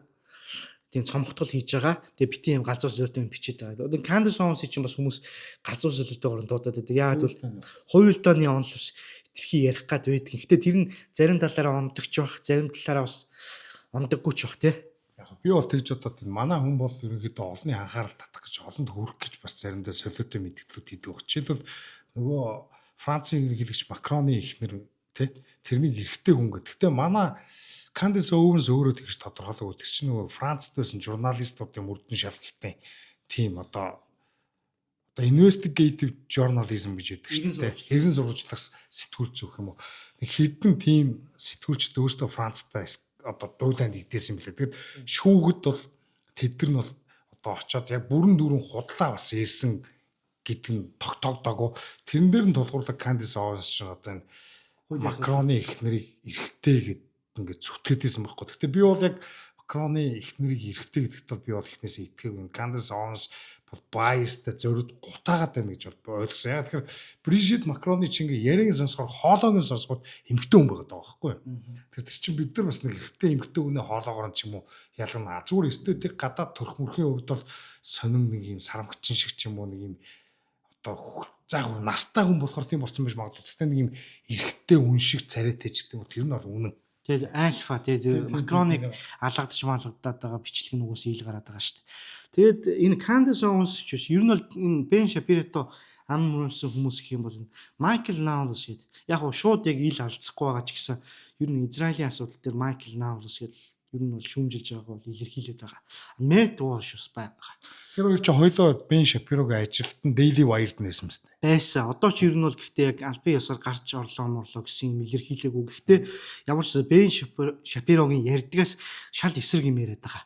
Тэгэхээр Шапиро ер нь одоо бол модноос гарцсан. Тий энэ хүн яалтчгүй тэр жүүдийн лобби гэдэг дээрээ хитрхи. Угаасаа энэ чинь нэвтрүүлэг хийхдээ хүртэл нэг жүүд үндэстний нэг малгайгаа өмсөөл тэгэл хийдэг шүү дээ. Энд чинь өөрөө жүүд тэмчинтэй. Тэгээд одоо жүүдийн төр тусаа дэмждэг баг. Тэр biasтай гэдэг нь бол илт. Гэхдээ энэ бол айгүй хоёр нүртэй илт одоо юу гэдэг жүүдийн газын одоо юу гэдэг хядлага эдэр ингээд баг нотлох баримттай гадал ил авч чадхад улаан цайм өмөрөд идэг юм баггүй. Тэгээд анх энэ чинь ингээд тэр жүүд Израилийн сэдв биш дээ зөвхөн нөгөө консервативчууд болон либералуудын хооронд ингээд тэмцэл явагддаг байхад бол дийлшгүй аргументтэй маш хурдан сэтгэдэг маш сайн мэтгэлцдэг тийм залуу байсан. Тэгэд хичнээн хүн нь одоо юу гэдэг чадвар сайтай гэсэн нэгэн тал одоо үнний эсрэг одоо худлаа аргумент төвшүүлэх юм бол тэгэл ялагдаад ирдэг юм бэлээ л дээ. Бен Шапирог нэлцааж байгаа хүмүүс маш их байна. Одоо Такер Карлсон бол Бен Шапиротой бол бас таагүй болчихсон. Ер нь одоо энэ Трампын одоо юу гэдэг нөгөө сионистүүд те Трамп ч одоо сионист бодлого хэрэгжүүлээд Израилийн талд ороод явчихсан. Бен Шапиро одоо Трампыг тэр талаас нь өмгөөлдөг нэг юм хүн болж хувирсан. Тэгээ Бен Шапиро одоо рейтингээ алдсан. Ер нь энэ олон хүний итгэлийг хүлээж авчаад тэрнийг алдна гэдэг бол тийм алдахгүй гэж банк боддог. Тэр бол худлаа юм билэ. Тэгэхээр Бен Шапиро тэрний нэг одоо жишээ болж ийн гэх юм уу тий. Тийм айгүй амархан алдлаа маш хурдцтай тий. Чи сая хэдхэн жилийн өмнө Jordan Peterson-ыг одоо Daily Wire-та илсүүлээл. Тэгэхэд одоо нөгөө Jordan Peterson мэн хүртэл одоо ер нь бол модноос гараад алга болоод замхарчлаа шүү дээ. Яг нь эрүүл мэндийн асуудал байгаа бох. Гэхдээ Jordan Peterson өөрөө бас Zionist болж хувираад нөө Нетаньяхутай Бен Шапиро Peterson 3-1 юм ширээний ард сууж байгаа нэвтрүүлгээд тэр нь Jordan Peterson-ы карьерийг ер нь алсан баха залуучуудын донд. Jordan Peterson гэхдээ бас хөгшрөөтэй юм дээр гот гуйлж яддаг болсон. Тийм. Сонирхолгүй харизма гэдэг ингээ хөкшөөд юу байхгүй болсон. Тэр сонирхолж үзэхэд ч төвөгтэй болсон байна. Тийм. Гэхдээ бас тэр нөгөө нэг яалтчгүй жүүдийн лоббинд давтагдсан мөнгөөр худалдагдсан гэд залуучууд шууд тэрийг нь үзчихээ за чи одоо боль гэдэг жисэн байхгүй. Тэр чинь бол бас нэг хэдэн жилийн өмнө шүү дээ. Бас олон жилийн өмнө. Тийм. Тэгээ ер нь Шапирог ч Америкийн консервативууд л дэмжижсэн. Эдгээр чи ихэнх нь христийн шинтэй хүмүүс байгаа шүү дээ. Тэгэхээр Шапирог ч сүүлийн хэдэн жил яг за энэ Израиль Ираны дайн байнаас өмнөө бас Газын дайнаас ч өмнө зүгээр яг тухайн үед л хүмүүс нэг ач холбогдлохгүйсэн болохоос биш христийн шашны тэ том апологист ч гэдэг юм уу Уильям Лейн Крейг гэдэг хүмүүстэй мэтгэлцэл жишээлбэл Есүсийг бараг доромжлоод байж л байсан юм байл л да. Ер нь тэр байр сууриач бас бүрэн дүрэн өөрчлөгдсөн ч бас юм биш. Ер нь эхнээсээ сионист байсан. Тэгээ сионизмын тухай асуудал тухайд улс төрт халуун сэдв байгаагүй. Тэгээд Трампын хоёрдугаар бүрэн ирэхээс хойш юм чинь айгүй утга учиргүй болчлоо гэд. Тэгээд нэг ийм одоо юм тохиолдод энэ хүний одоо тэр кредит унжааш байна да. За дараагийн тэгэд мэдээ яриа та Герман одоо дахиж зэвсгэлэх гээд энэ дайнд бэлтгээд байна гэдэг. Тэгэд тэххийн тулд одоо энэ халамжийн тогтолцоо таньж ийн гэд. Тэгэхгүй бол Германы өөрийн эдийн засаг нь одоо дайнд нэгэн зэрэг бэлтгээд халамж өгч чадахгүй болчих шиг боллоо тий. Тий. За хүмүүс бол бодож магадгүй ингээ мэдээ ярихаар одоо энэ мерц чинь халамжийн зардлыг танаад байна шүү дээ. Энд чинь барууны үзэл биш юм уу гэд. За ямар ч тэрийг нь эхлээд яриад өгч 2030 он гэд энэ халамжийн зардлыг нийгмийн даатгалын зардлыг 38.3 тэрбум еврогоор багасгана гэдгээ ер нь бол мэдэгдсэн байна. Ер нь бол энэ одоо энэ христийн арчилсан намын дарга одоо энэ Фридрих Мерц чинь коалишнтай эвслийн засгийн газраар ажиллаж байгаа. Хамгийн том эвслийн засгийн газрын нэг нам нь одоо социал демократ нам. Тэгээд энэ хоёр хоорондоо буулт хийгээд сая кабинетаараа уулзаад 4 сарын 28-нд. Тэгээд одоо энэ зардлуудыг танахаар болсон байна. Ер нь бол бүх зардал. Тэгээд энэ дээр хамгийн онцлж байгаа нэг зардал нь тэтгэврийн асуудал. За Мерц юу гэж мэдгдсэн бэ гэхээр за одоо энэ тэтгэвэр бол одоо амжиргааны өртгийг одоо хангах хүч те давах хүч урд нь бол байсан. Одоо бол зүгээр энэ basic cover гэж байгаа. Хамгийн анхан шатны хүрээндэл одоо энийг аваачихгүй бол манай эдийн засаг дийлхэ байлаа гэж байгаа байхгүй. Тэгээ энэ нь болохоор Мерци одоо рейтингт нь шууд нөлөөлж байна гэж байна. Энд чи одоо 20%-аас доошоор явцсан гэж байгаа байхгүй. Христийн арчилсан намын рейтинг. Тэгээ нөгөө AFD нам чи 27% хүрсэн. Сая AFD намын яг албан бус тэргүүн Бьорн Хөке Герман хэл дээр одоо Бен гэдэг одоо бас нэг улс төр одоо яах юм бэ? Улс төрийн одоо подкаст ч нөхөртөө подкаст хийсэн чи хэдхэн хоногийн дотор 4-5 сая үзэлттэй болчихж байгаа байхгүй. YouTube дээр амар гуйцтэй. Тэгэхээр одоо Мерцийн нэр хүнд бол унж байна. Тэгээ хажуугаар нь энэ сая хасраах хэлсэн. Эннийгээ бол зардлаа бол танаа тийм чөлөө зах зээл реформ хийх гээд байгаа биш ээ. Энэ бол ерөөсө цэргийн зардлыг өсгөх гээд байгаа маа.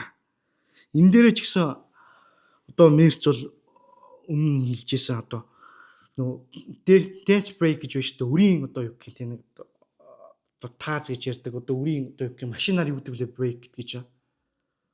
Хааз гэх юм хааз юу гэдэг вэ хаазын үүдэл гэж. Би одоо машин техник мэддэггүй шүү. Үгүй зогсоодог тэрийг юу гэдэг вэ break гэдэг англи. Одоо ингэ монголоор. Тийм монголоор. Картаа. За тэрийгээ одоо ер нь бол за тэрэн дээрээ за бараг энэ хэсгийг хасчууж зүгээр юм байна да. Ямар ч Мерц бол энэ дахин зэвсгэлнэ гэдэг дээр бол юусаа байр суурь нь бол тодорхой байгаа. НАТО-гийн гишүүн орн бид нар байдгаараа байна. Украин санхүүжилтаа өдгөрөө өгнө. Тэрнийхээ оронд одоо гадаад улсад тий айгуу сан глобалист хүн байгаа үстэй юм чи. Дотоодынхаа ард иргэдийг юусаа бодохгүй байгаа. Энэ нөхөр. Тиймэрхүү.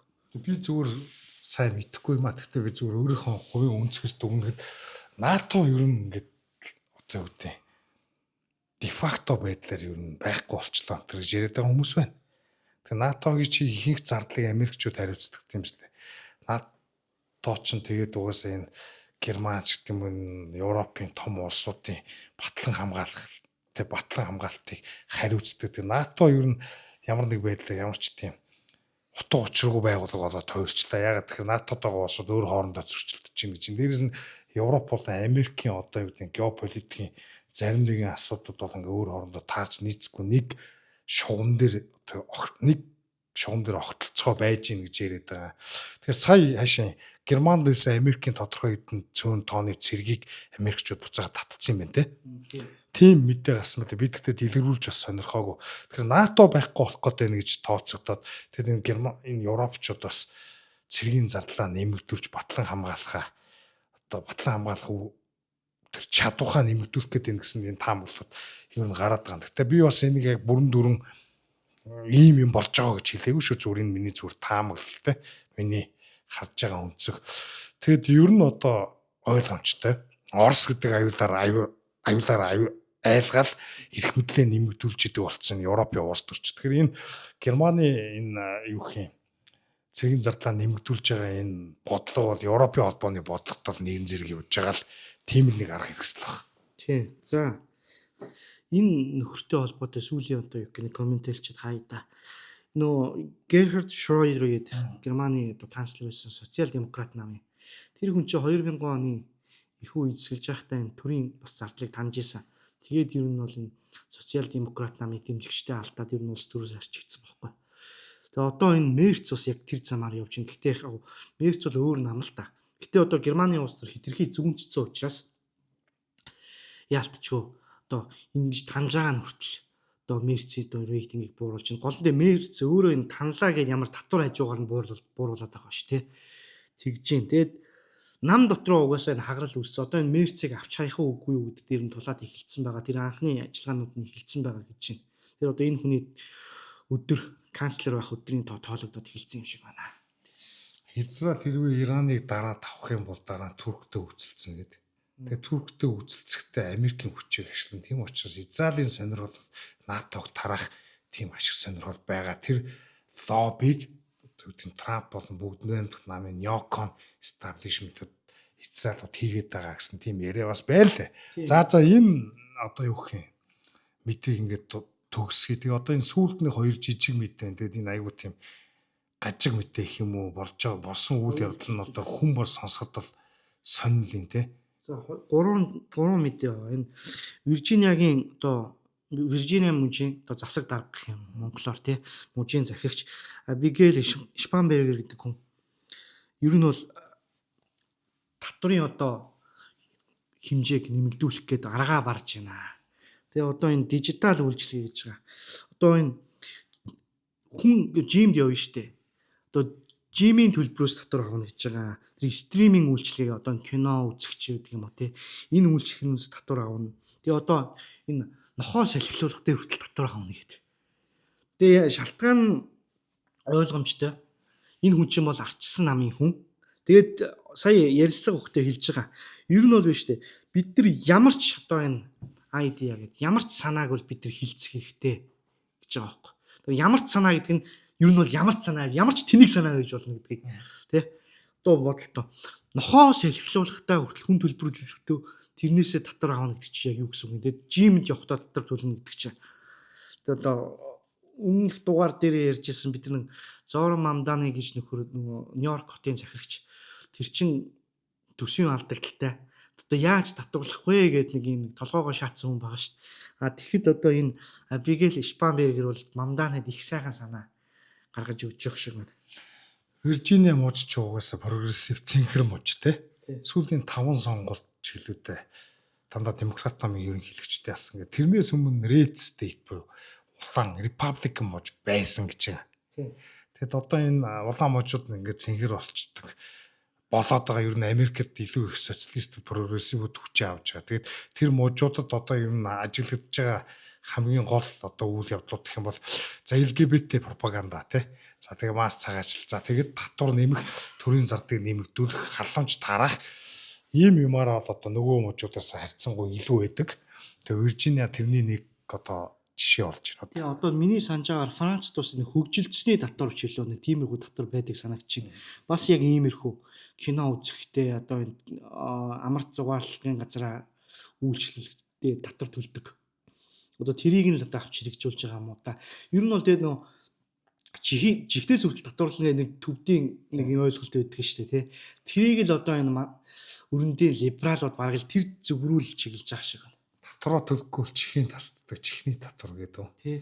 Тэгээ яг хоо ер нь цонхноос татвар авдаг энэ төргээд дээр үед тий. Тэр чинь нөгөө байшин сав юу байлаа гэдэг шиг татварлах юм олдохгүй тэгээд цонхтой бол татвар төлөгддөг. Тэрэн лүүгээ л орж байгаа шиг. Хенри Ханслетийн эдийн засгийн нэгэн хичээл тэгээд номон дээр бүтээн байгуулалтууд гэж яриад байгаа. Тэр чинь бүгдээ татвар гэсэн үг шүү гэдээ харуулсан байдаг те. Тэгээд төрийн одоо үйлчлэгээ нэмэгдэх тусмал татвар нэмэгдэн те. Ер нь энэ орчин үеийн халамжийн төр гэдэг чинь татвар авахын тулд нэмэлтээр одоо ямар ч шаардлагагүй олон үйлчлэгээ ингэж зохиомлоор бий болгодог. Тэгэхээр яг шаардлагатай тэр төрийн гүйцэтгэх ёстой үүргийг гүйцэтгэхэд тэрнийгээ сангуулжуулахын тулд татварлахыг бол одоо нэгэн тал одоо төрийн оршин тогтнох шаардлагатай учраас тэрнийг бас ойлгож болно. Тэ? Гэтэл орчин үеийн халамжийн төр чинь ерөөсө татварлахын тулд үйлчлэгээнүүд зохион шинээр бий болгодог. Тэг ингээд одоо орчин үеийн хүмүүсийн амьдрал тэр чигтээ төрөөс хамааралтай болчлоо. Бүх асуудлаа төрөөр шийдвэрдэг боллоо. Тэгээд ер нь энэ маягаараа бол ингээд орлогч нь ер нь байхгүй болно. Тэгээд бүхэлдээ та төрийн мэдлэлд орно шүү гэдэг чинь нэг чи Америкт хүртэл нөгөө эрхчлөөний капиталист Америк гэж яриад байдаг газар чи ийм болсон шүү. Өнөөдөр бол Америк ямар ч тийм капиталист бол уус биш ээ. Тий одоо хэрвээ чөлөө зах зээлийн үзэлтэй гэж та өөрийгөө бодож байгаа бол ер нь бол яг улсаар нь жишээ авахад энэ Америк, Герман хоёр бол хамгийн том дайснууд шүү. Тий. За дараагийн мэдээ энэ Европын холбоотой мэдээ бас энэ чөлөө зах зээлийн дайсан. Одоо олон улсын супер байгууллага гэх юм уу тий. Энэ байгууллагын парламент сая 2 дахь өдөр нэгэн хуулийг одоо батллаа. Энэ дээр за энэ хүчингийн шин тодорхойлтыг оруулж өгч байгаа юм байна.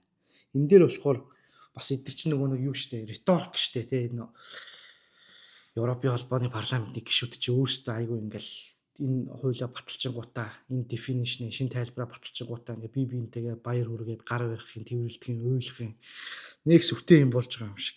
За ямар ч сан хэлж чинь за чимээгүй байх нь тэгээ эсэргүүцэл үзүүлэхгүй байх нь үгүй гэж хэлэхгүй байх нь тэгээ өмнө нь одоо секс ихтэй ингээ зөвшөөрөл өгсөн нь тий өмнө секс хийж исэн нь юу бэлгийн харьцаанд орж исэн нь одоо юу бишээ дараагийн удаад энэ бэлгийн харьцаанд орох зөвшөөрөл өгж байгаа хэрэг биш ээ. Тэгээ энэ дээр 3 үг байгаа. Би тэрний нэг үгийг нь онцлчихъя заяа. Энэ дээр revocable гэсэн нэг үг байгаа байхгүй. Энэ бол маш одоо консент зөвшөөрлөө буцаах боломжтой гэсэн утгаар орж болохоор дараа нь ингээд хуулийн чинь эхэлж ингээд юу яачаад одоо баталчаад дараа нь яаж тайлбар болдсон шүү дээ. Одоо revocable гэсэн үг англи хэл дээр энийг одоогийн жишээн дээр болохоор за яг энэ бэлгийн харьцаа хийж явах явцтай эмэгтэй ч юм уу эрэгтэй ч юм уу те шууд болиё гэх юм бол болох ёстой байна л да. Гэхдээ дараа нь хэдэн жилийн дараа ч юм уу энэ нэгэ тайлбарлахдаа маргааш нь те аль хэдийн бэлгийн харьцаанд орж дуусныхаа дараа би энэ зөвшөөрлөг буцаагаад авчлаа гэд нөгөө нэг бэлгийн харьцаанд орсон хүнээ яллах хүчингийн хэрэгтэн болох боломжтой болчихж байгаа юм. Тэгээ ийм консерватив үзэлтүүд яг ингэж ярьж байна. Энэ үгэн дээр акцент өгöd. Яагаад энэ үгийг оруулж өгч байгаа юм бэ гэд. Одоо болохоор өмгөөлөгч нь юу гэж ярьж хамгаалж идэх вэ? Сая миний хэлсэн шиг. Гэхдээ яг харьцаа явж байгаа үед гів тэр эмэгтэй чинь болиё гэж хэлж болно шүү дээ, тэ. Таалагдахгүй болоо ямар нэгэн шалтгаанаар гэж байгаа байхгүй. Гэхдээ өмнө ч гэсэн бид нэг Европын холбоо яаж хуулийг ингээд завхруулдаг, тайлбарладаг үлээ, тэ. Яг тиймэрхүү одоо энэ завхрал болох магадaltaй байлээ шүү. За яг хүчингийн хэргийн тодорхойлтыг феминизмд болон нийцүүлж ийн гэсэн үг тий. Тэгээ яг одоо орчин үеийн ертөнцтэй ялангуяа либерал соёлтой ертөнц чинь одоо эрэгтэй хүмүүсийн эсрэг ертөнц болсон шүү дээ. Тэгэхээр зүгээр эдийн засгийн бодлогонч тэр боловсролын бодлогонч тэр бүх талаараа залуу эрэгтэй хүүхдүүдэд хамгийн хүнд ийм ертөнц болсон. Тэгээ залуучуудын зүгээс чийлэл far right реакц гарч ирж ийн гэдэг чинь энийг хэлээд байгаа тий. Тэг яг одоо ойлгомжтой одоо ингээл юу ч юу гэж тайлбарладаг болж байгаа юм байна. Тэгээд эмэгтэйчүүд одоо нөгөө me too тэргээл эмэгтэй хүн хэлж байгаа бол тэр үнэн хэлсэн байж тараа энэ гэсэн нөгөө эрэгтэй хүн найдваргүй мэдээж эр хүн биш тэгтэл ирчүүдэл зөвхөн байдаг гэх нөгөөнүүд байдаг штэ. Эрэгтэй хүнийг буруутгах тэр идеологи нь ингээд явж байна. Тэгэл энэ удахгүй Монгол руу манай активистуудаар дамжуулаад орж ирэх байлгүй. Тий. Ямар ч сан энэ хүмүүст бол аюу гоё сонсогдно. Чимээгүй байх нь тэр эсэргүүцэл үзүүлэхгүй байх нь үгүй гэж хэлэхгүй байх нь зөвшөөрөл өгж байгаа хэрэг биш гэдэг. Үнэхээр бас нөгөө хүчингийн одоо юу гэх юм юмд өртөж байгаагүй болохоор хэцүү шттэ тий. Хүн ямар ч реакц гаргаж болно шүү дээ. Үнэхээр дургүй байсан тий. Айгаад чимээгүй байж болно. Ойлгож болохоор. Гэхдээ яг ийм шаардлага ингээ зөв шаардлага тавьчаад дараа нь тэр нөө ревокаблтэй буцааж тэр зөвшөөрлөө авах боломжтой гэдэг үг оруулаад өгч байгаа дараагийн аюул болж байгаа гэдэг утгаар л хэлж байгаа шүү. Тэрнээс бид нар тэгж энэ үг мөгтэй нь бол тийм санал нийлээгүй хэрэг биш шүү. Зөвхөн потенциал аюулыг нь л та бүхэн сануулж байгаа. Тэгэхээр энэ потенциалаар бол эрэгтэй хүн болгон хүчингийн гэмт эрэгтэн болох болцоо бүрдэж байна. Тэгээ бид нар чинь бас эрэгтэй хүмүүс мэдээж тодорхой хэмжээнд персонал хүлээж авах нь бол ойлгомжтой. Гэхдээ би зүгээр хувьдаа нөгөө эрэгтэйчүүдийн өмөрөд эмэгтэйчүүдийн өмөрөд идэх чинь бол утгагүй асуудал. Бид нар энийг хөндлөнгийн байр сууриас харах төвийг сахигчдаг. Төвийг сахиж явах эрүүл ухааны үүднээс л харах хэрэгтэй шүү дээ. Тэр үүднээс нь тарьж байгаа шүү. Тэгэхээс ш ирчүүд хүчин хийдгүү, хүчин хийсэн ирчүүдийг өмгөөлж байгаа бол хэрэг биш. Ирчүүд хүчин хийдэг ирчүүд нь бол хийж л байгаа.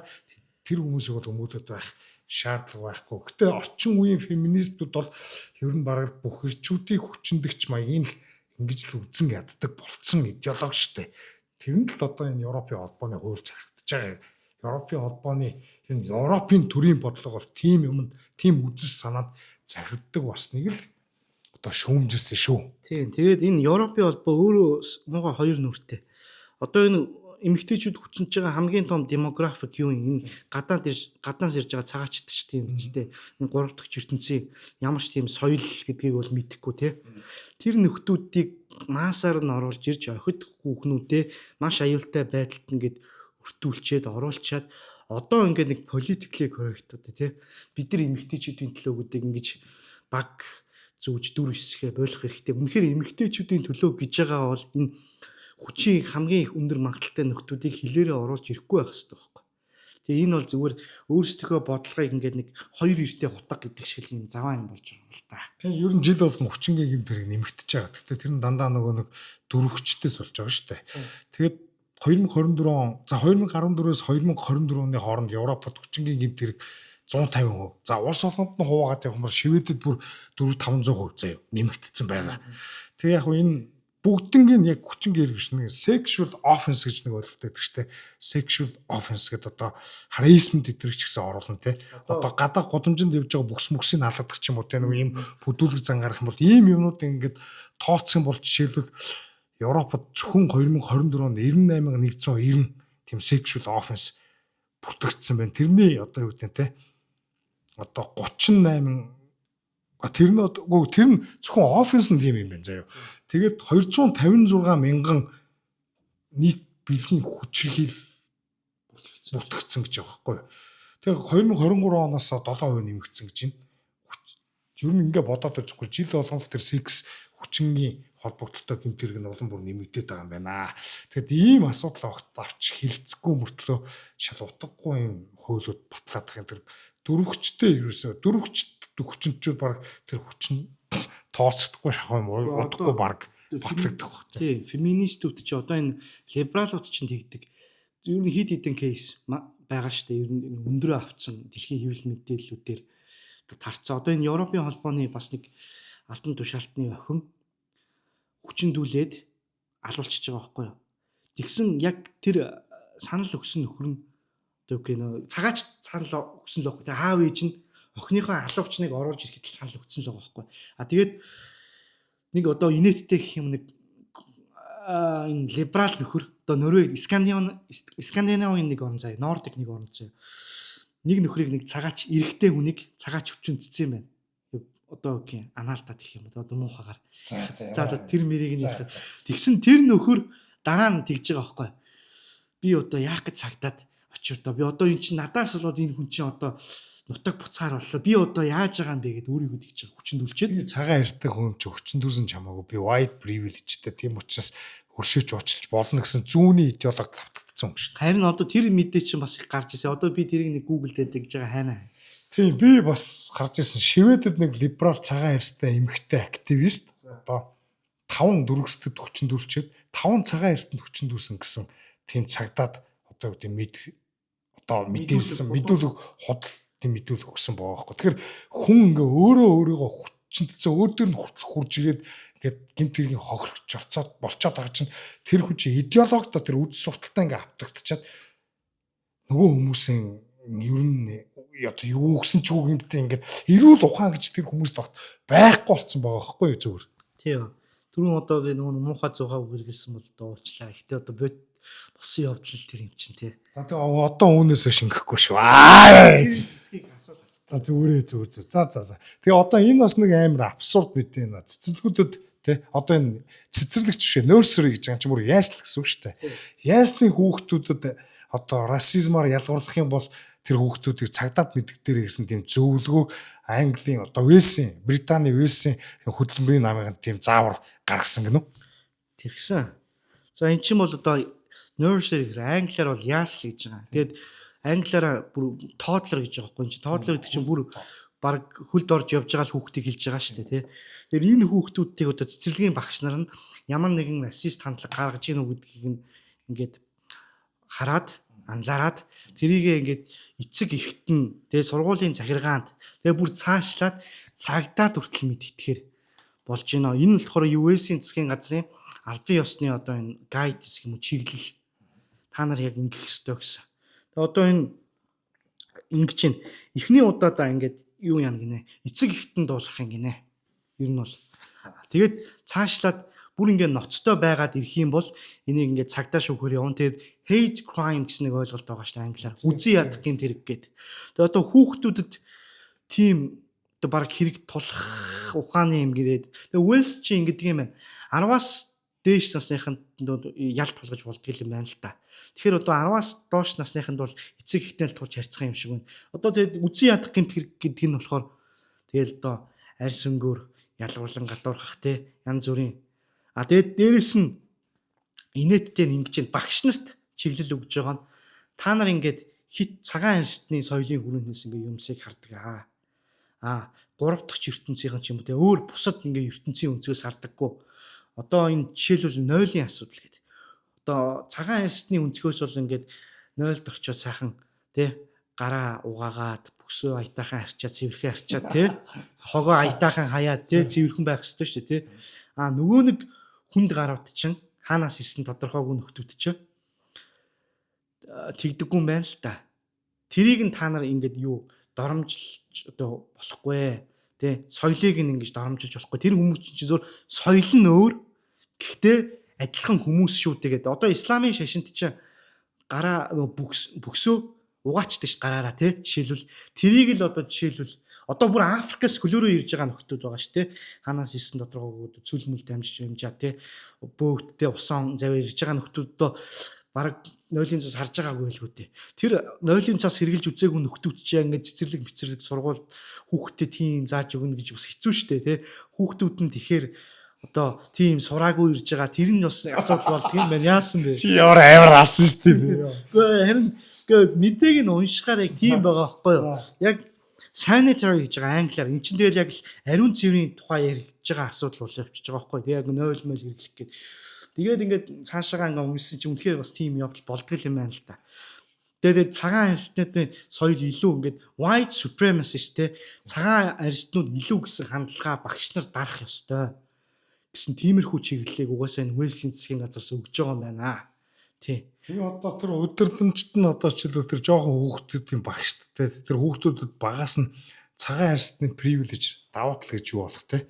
Тэгээд энэ миний болон бусдын амьдралд хэрхэн нөлөөлтийг харваагсан сайн ойлгох ёстой гэсэн. Өөрөөр нөгөө хүүхдүүдийг багаас нь инженерчлэлээ шүү дээ. Тэгээд зүүнний үзэл суртахаараа инженерчлээд өөрийнхөө нэг үзэн яддаг хүмүүс болгож хувирж байгаа. Тэгээд одоогийн Европын зүүмжсэн либералууд чинь self racist те өөрийгөө үзэн яддаг хүмүүс болоод байна. Одоо манай Монголч гэсэн өрнөдийг шүтдэг, баруунд сурцсан гэдэг байгаа.